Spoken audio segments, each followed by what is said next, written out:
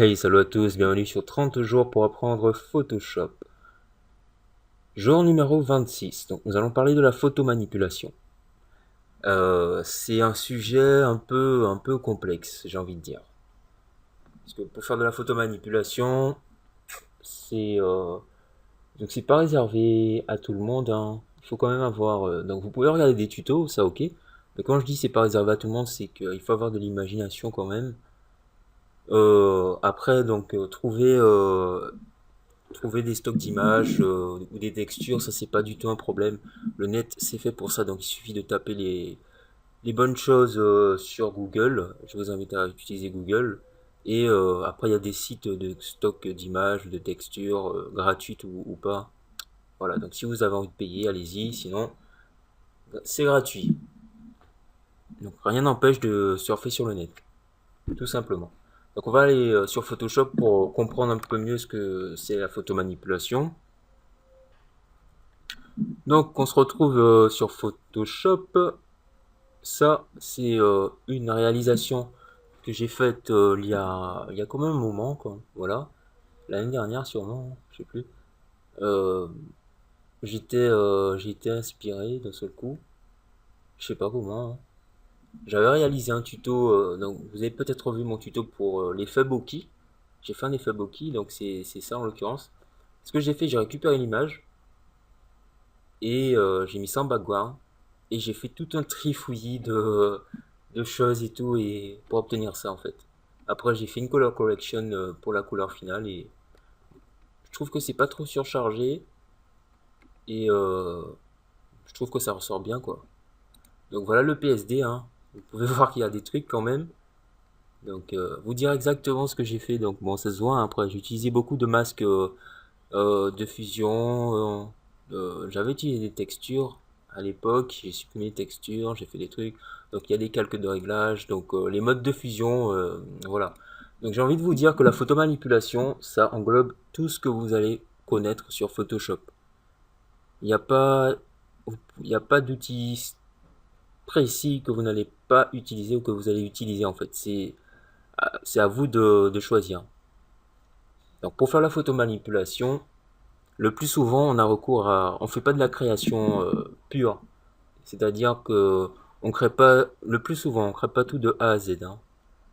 On récupère des images, des textures et tout, et photomanipulation, ben, on les assemble pour avoir un résultat. Donc c'est ce que j'ai fait, notamment ici, j'ai mon modèle et je l'avais assemblé.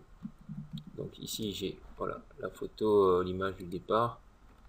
Donc ici mon modèle, voilà. Donc mon modèle qui est ici et qui est également là. Donc ça c'est pas le même. Si c'est le même modèle, voilà. Voilà. Donc en fait c'est de l'assemblage, c'est comme un puzzle. Et ensuite, d'après ce qui nous vient à l'esprit, on va ajouter tout ça. Donc il faut quand même s'y connaître en masque de fusion, s'y connaître en mode de fusion également, connaître les outils, les principaux outils, donc l'outil de déplacement, l'outil pinceau, l'outil pot de peinture, j'ai envie de dire, l'outil dégradé. Donc c'est des outils assez basiques qui permettent de faire des choses suffisamment intéressantes.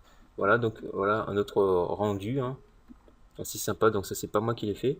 C'est donc ici on voit nettement qu'il y a un dégradé, un flou, euh, un effet qui a été réalisé avec la plume.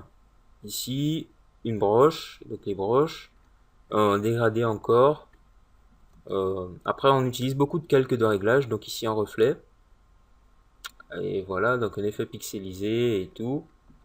Là, un autre effet, je sais pas trop. On dirait un effet dû à un flou, mais je sais plus comment le flou s'appelle. Ou un autre filtre. Voilà. Donc après, encore une autre composition. Donc celle-ci, ça c'est. Voilà. Sans doute un tutoriel pour vous montrer comment arriver à ça. Donc ça, c'est. Voilà quoi. C'est du petit boulot quand même. On part d'une image, donc d'une photo. Donc on a vu, on peut partir de ça, hein, n'importe quelle image, hein. Ensuite, on a notre base, on ajoute des styles de calque peut-être, hein, ou donc des calques de réglage. Donc il faut vraiment, si on veut avoir un bon résultat, utiliser différentes techniques en fait. J'ai envie de vous dire.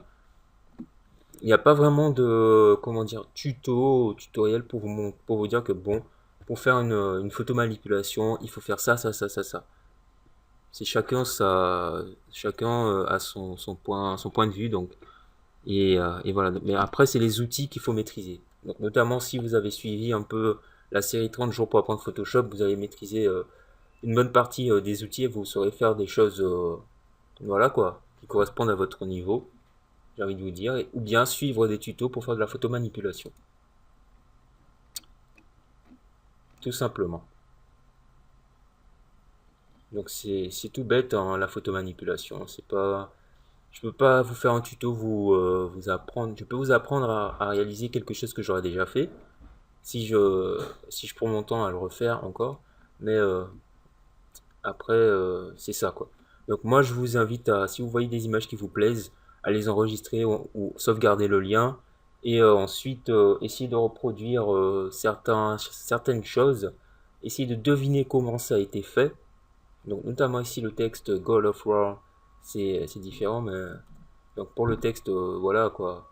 Vous n'êtes pas obligé de vous embêter, hein. Vous pouvez prendre ici le logo God of War et ou bien le faire directement sur C4D en 3D ou sur Photoshop, mais c'est un peu plus compliqué, j'ai envie de dire. Et voilà. Donc dans cet épisode, c'est un peu différent. Vous n'avez pas vu des choses. En fait, il faut plutôt écouter ce que je dis en fait dans cet épisode. Dans les autres aussi, mais bon là c'est un peu moins visuel quoi. Et voilà. Donc c'est des outils vraiment que si je reviens sur ma composition que j'ai faite, voilà. Donc je peux vous donner un petit aperçu de ce que j'ai fait. Euh,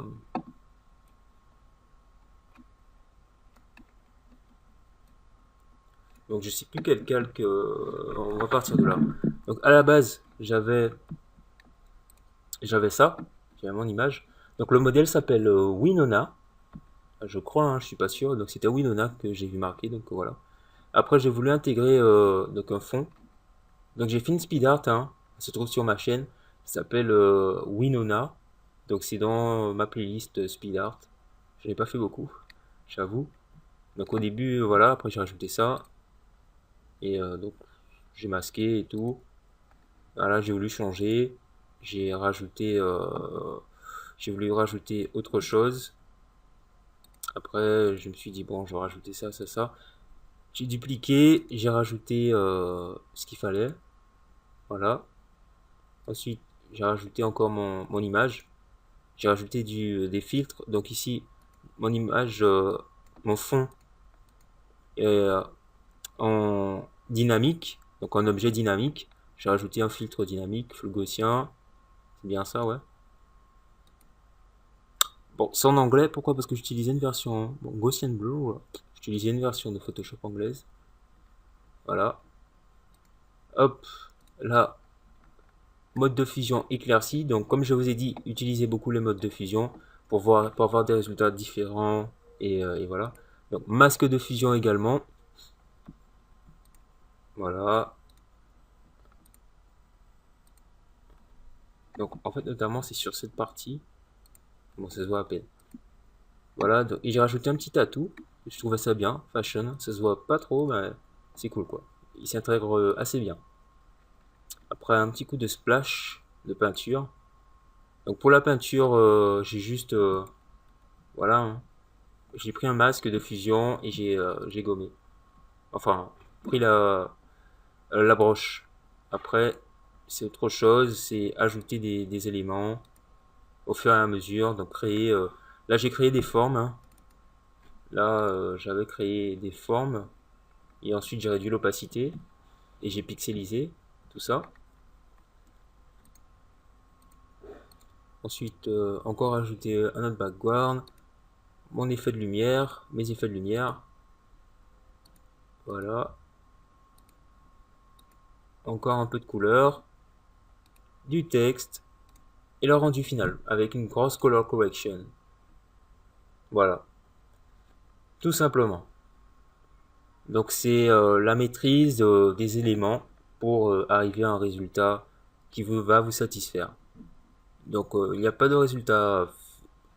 Vous pouvez avoir plusieurs résultats, puisque moi je suis passé par plusieurs résultats. Donc j'ai une Winona en noir et blanc, une en couleur. Donc j'ai trouvé ça intéressant en noir et blanc aussi.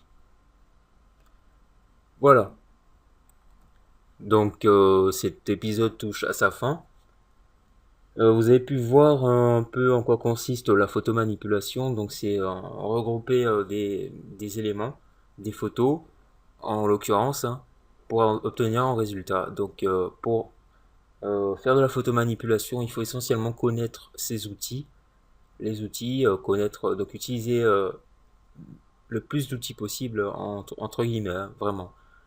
Enfin, ça va dépendre de ce que vous voulez faire et savoir en un coup d'œil voir quelle technique a pu être plutôt pas a été a pu être utilisée pour réaliser des images, puisqu'il y a plusieurs techniques, pardon, qui peuvent être utilisées. Donc c'est en fonction d'un gain de temps et voilà. Donc j'espère que bon, je vous ai pas montré comment faire puisque bon voilà, hein. Mais j'espère que ça peut vous servir, que ça va vous servir sûrement, sans doute, hein. Donc voilà. Si vous comprenez pas, si vous ne connaissez pas vos outils, vous ne saurez pas où vous allez vraiment galérer pour faire de la photomanipulation. En fait, en général, c'est ça. Vous connaissez, quand quelqu'un ne connaît pas ses outils et qui vient, qui pose des questions, c'est un peu, comment dire, c'est un peu embêtant. Pourquoi? Parce que si tu viens regarder un tuto pour faire la photomanipulation, les gens se disent quand même, ils partent du principe que tu connais des bases, quoi. T'as les bases de la gestion d'outils. Donc, faut partir de ce principe. Voilà, je vous dis à bientôt pour un autre épisode et merci d'avoir regardé et peace out.